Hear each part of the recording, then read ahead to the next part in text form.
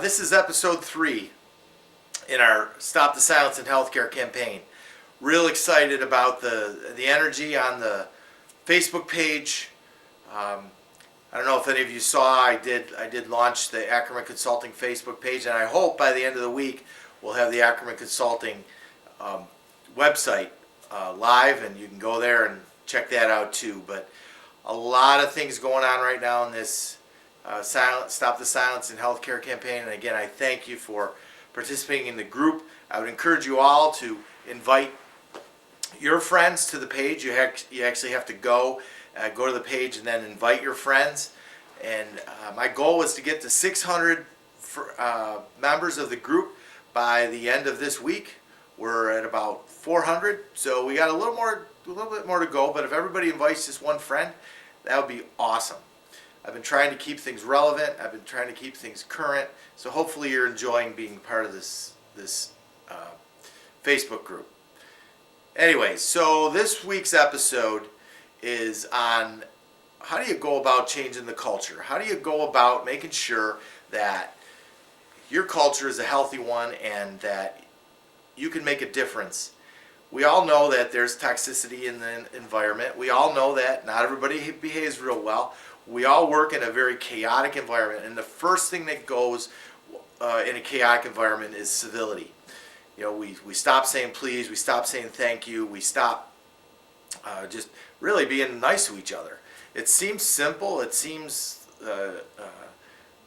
inhumane sometimes that we wouldn't treat each other with courtesy and respect, but you know, we all know sometimes that just doesn't happen. So how do I do it? Well, I start with a group, whether it's a nursing unit or a service or whatever it might be, with the culture. And according to Shine, at the heart of culture are certain assumptions that exist about the culture. So an assumption could be, if I speak up, I'm going to be reprimanded. If I say this to a physician, there may be repercussions. If I work in this place and I say something, there may be backlash. If I call a colleague out on an inappropriate behavior, I might be bullied as a result of that. So what I like to do is kind of get past the assumptions and what Shine calls look at the artifacts. Those are the behaviors that support the assumptions. Great book. I'd encourage you to look up Shine, Organizational Culture. He's really been the grandfather of organizational culture. Anyways, so what do? Well, I start by creating a do's and taboos list. Do's, D-O-S, taboos, T-A-B-O-O-S. Do's and taboos are behaviors that you want everybody in your group or your culture or however you define your workspace to do. So I want everybody to greet each other in the morning and say good morning. How simple is that? I want everybody to have eye contact. These are all focused on positive behaviors. These are your do list. So you come up with 3 or 4 do's. Each person comes up with 3 or 4 do's that they want to see happen in their environment. The other list on the other side are the taboos. These are the things that we won't tolerate.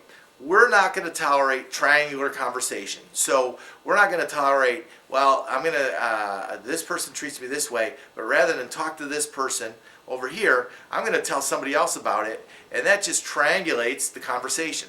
That's not good. So how I start is having everybody talk, write down what are your do's and what are your taboos. So I would encourage you right now, grab a piece of paper, think about your space. Where do you work? Whether it's your nursing unit, whether it's a classroom, whether it's a group of coworkers in another setting, let's start to talk about and write down what are those do's and what are those taboos. That's where you start. Then you take that to the next step, next level, and you say, okay, can we all agree on these? So to me, that's step 1. Talk about what are some of the underlying assumptions, and then talk about, well, of those assumptions, let's talk about the behaviors that either support those assumptions or those behaviors that are going to eliminate those assumptions and really start to flip the culture. So that's it for this week. Next week I'm going to talk a little bit about Cotter and the 8 steps of change. I'm a huge fan of Cotter. We'll talk about that. I encourage your comments on the Facebook page.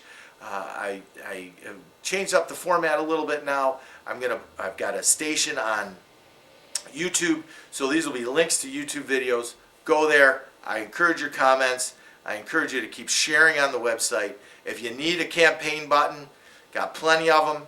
Let me know. Private message me, and I'll get those right out to you. So, signing off for this week. I hope you have a great remainder of your week.